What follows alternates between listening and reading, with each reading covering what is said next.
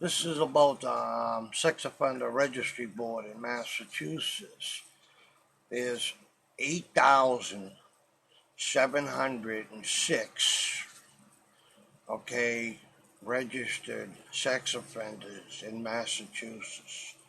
Okay, 352 of them are homeless.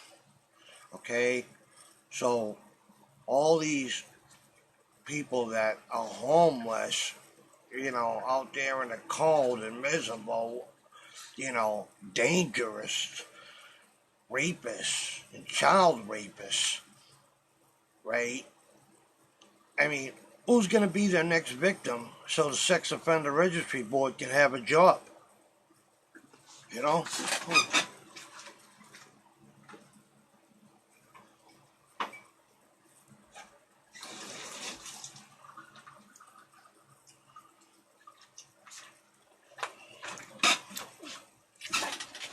You know what's happening is the sex offender registry board has, they go back, 25, 30 years and take these guys that,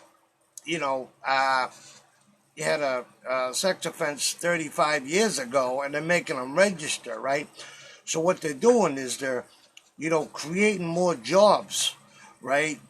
And they're overloading their staff with these people that don't need to be watched, and the ones that do need to be watched are out there committing new crimes. They shouldn't even be registered, number one.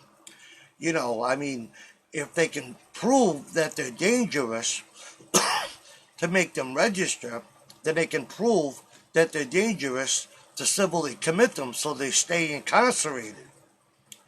They're trying to tell the public, oh, we have to let them out. They don't have to let them out.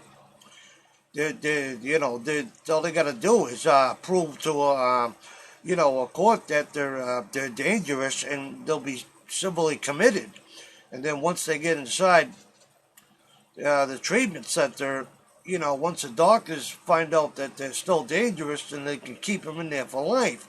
But instead, these people in the sex offender registry board are like, we work for the government already and they're working for this job while collecting a pension from another job that they work for the government. And it's just,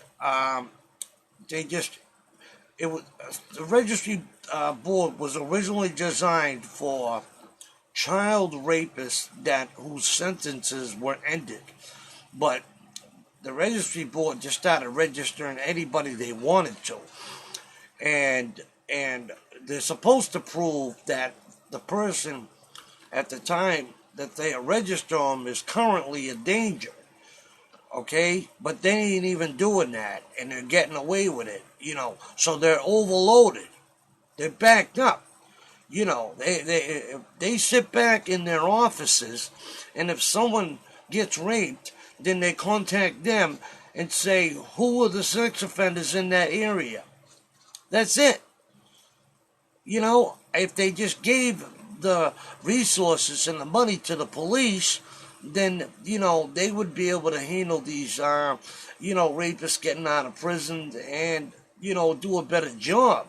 But these civilians that worked in government jobs, and now they're, getting cozy jobs working for the sex offender registry board, making $70,000 to $250,000 a year. I mean, most of them are making $45,000, but the head people are making $250,000, and they used to work in parole or probation and, the correctional system, and, they're keeping these dangerous people on the street so they can have a job. I mean, one guy was a police chief of Kingston. He's 70 years old, and and he raped three little girls. Okay, three little girls, 12 years old, right? And they only leveled him as a level 2. So if you got friends, you got connections with the registry board, then you're only going to get a low level, but if you're poor, you ain't got no money. Like there's one kid, he's a level 3, Jacob Molly Hall.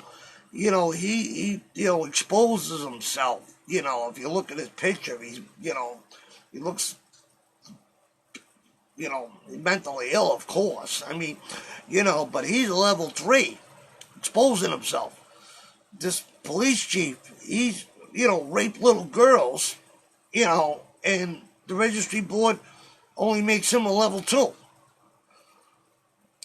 So it's, I just, went around and I just found all these registered sex offenders that are out there committing new crimes. I mean, over in Taunton, Flavio De Jaja, De Vega, he's got a lengthy rap sheet, this guy, John Frederick Sabah Garabayot,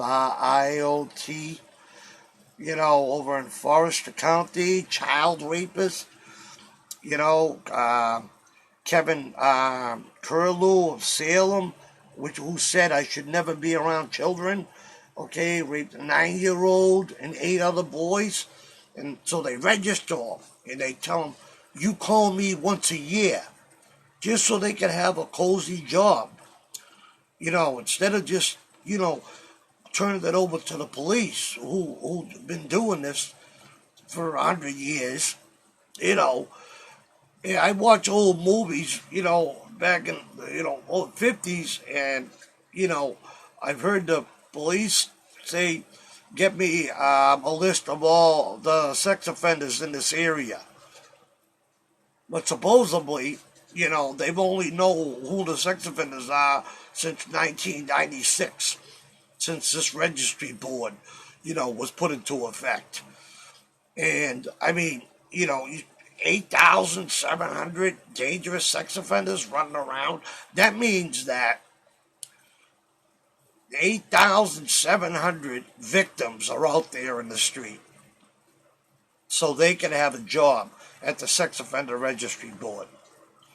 Okay, I mean, I found so many. I mean, James Murray of Framingham, 3 counts of rape in 1998. Then in 2005, convicted again for rape of a child.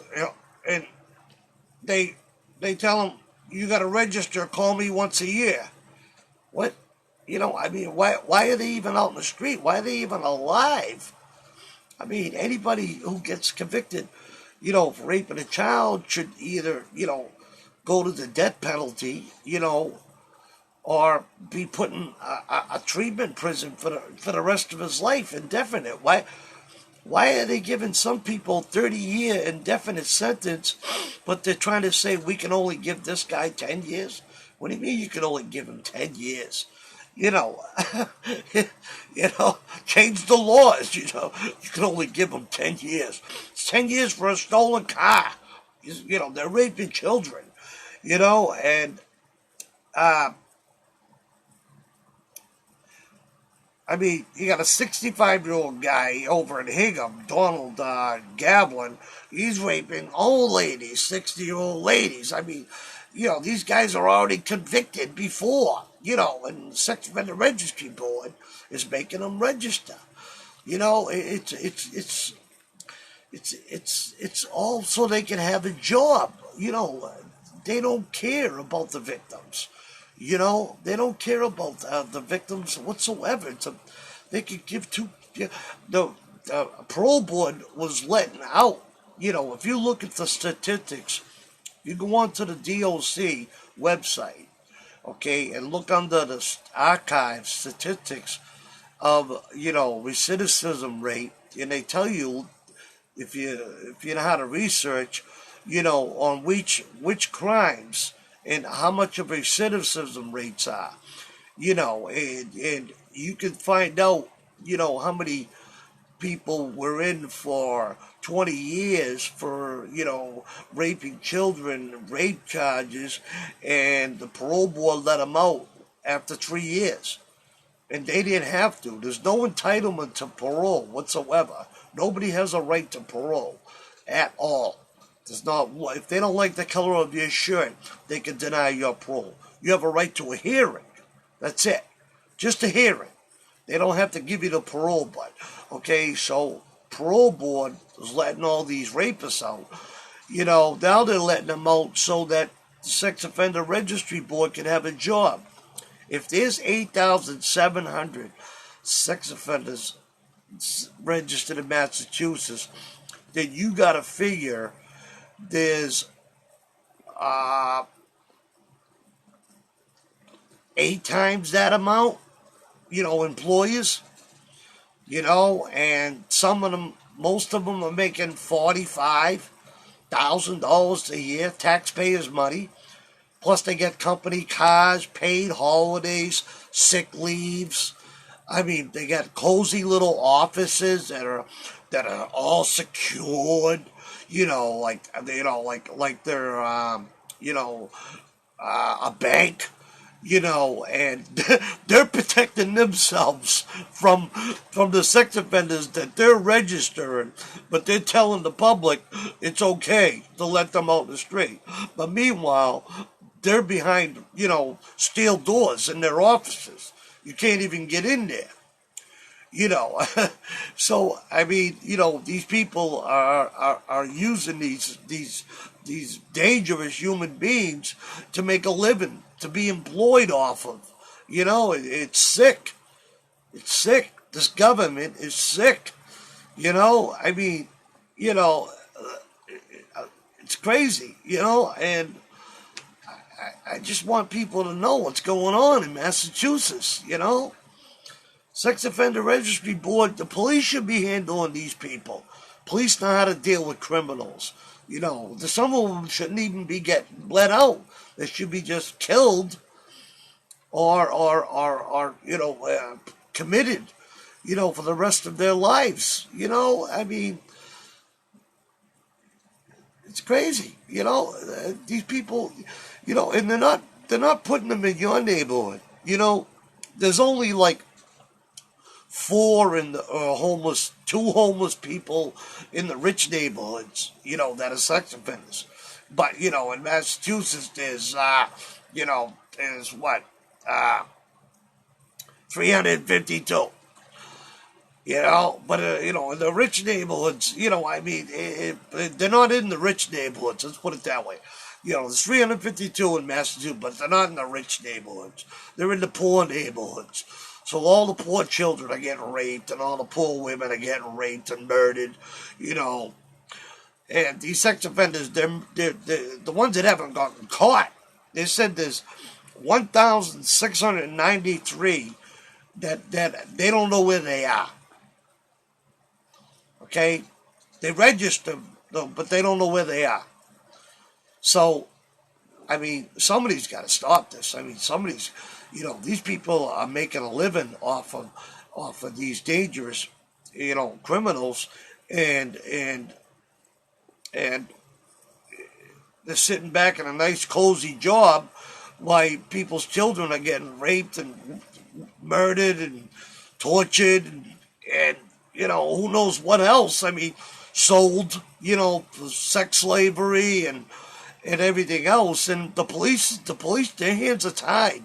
They got to take orders from these civilians, tell them, what to do. Their hands are tied.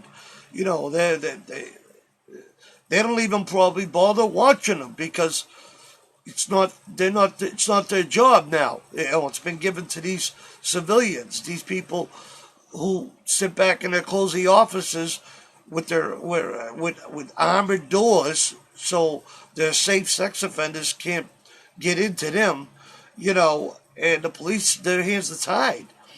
I mean, how many more, if a product is hurting people, then they take it off the shelf. How many more,